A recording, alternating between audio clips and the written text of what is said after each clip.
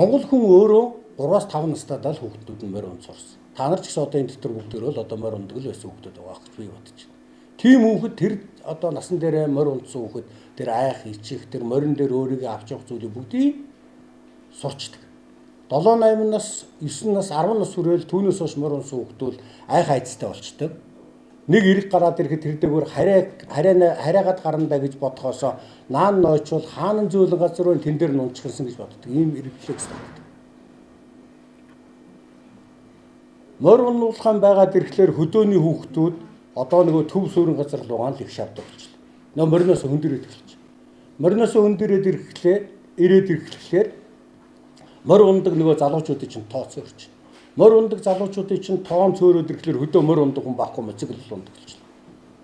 Ингээд энэ морь дагсан үндэсний чинь өөрийн өв соёл энэ хүүхдүүдээс чинь болоод энэ аваад байгаа одоо шийдвэрүүдээс чинь болоод болохгүй болчиход байна шүү дээ. Нэг хоёр тэр хаврын уралдаануудыг өвөл одоо гэж яриад байхын зарим ерөөс өвөл уралддаг юм шүү дээ. Өвөл яг ажиллаа хийдэг л байна.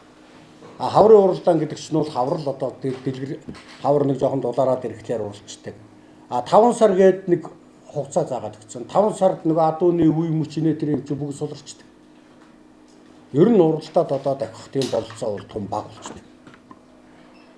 Тэгээд заавал ингээд болохгүй юмыг ингээд одоо тэр эрдэмтэн мэрэгэд энэ том холбоотоос асуулгүйгээр төрийн төвшөөд нь өөрсдөө тэгээд дур мэдээл нэг шийдвэр гаргаж орж ирээд маргааш нь батлаад тэгээд тэр нь зөв биш шийдвэр нь өөрийнхөө Монголын үндэсний өв соёлд ингээд гай болоод байдаг. Нэг ийм л дүр зургууд ингээд нилээ байгаа те. Тэгээ одоо Монголд хоёр том холбоо байна. Нэг нь одоо ард түмээрээ сурцсан Ирлизийн, нөгөөх нь Монголын холбоо байна.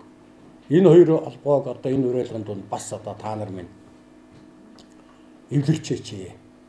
Одоо болио. Бид нэр одоо Ирлиз Монгол өндөр нам гэж хэрэлцээр байтал цаан чи нөгөө хөдөө хизэнтэй байдаг байлгаад байдаг залуучууд маань төв рүү ороод дуслаа. Тэднийг дагсан үр хүүхдүүд маань бас төв рүү ороод дуслаа. Ингээд одоо хөдөөгөөр одоо та нар ч гэсэн хөдөө зөндөө явдаг хүүхдүүд байгаа байлгүй. Одоо би ах нь бол Баянгийн 21 аймгаар л тэнж явдаг амтай. Одоо ямар ч одоо сайхан бууцсан дээр дахиад очихтал айлгүй л болчихлоо шүү дээ. Хайцсан төв рүү орцсон. Яагаад? Гото яах вэ? Тэгэл энэ сайхан морь уяа дурлдаад Самартай холбоотой хөдөө байгаад гэсэн чинь тэр энийг бүгдийг нь хорьцглоор одоо хөдөө юу гэх юм? Хонь ямаг тэртээ тэргүй ямар бүгдөө ингээд нэг 100 200 200 хонь юм хараад хөвчөөл тийм ш. Нэг айлдаа нийлүүлээ ичлээ одоо тэгээд ийм сэтгэлгээ их давччээ. Тэг хөдөө чи эзэнгүү болж байгаа дараа. Эзтэй.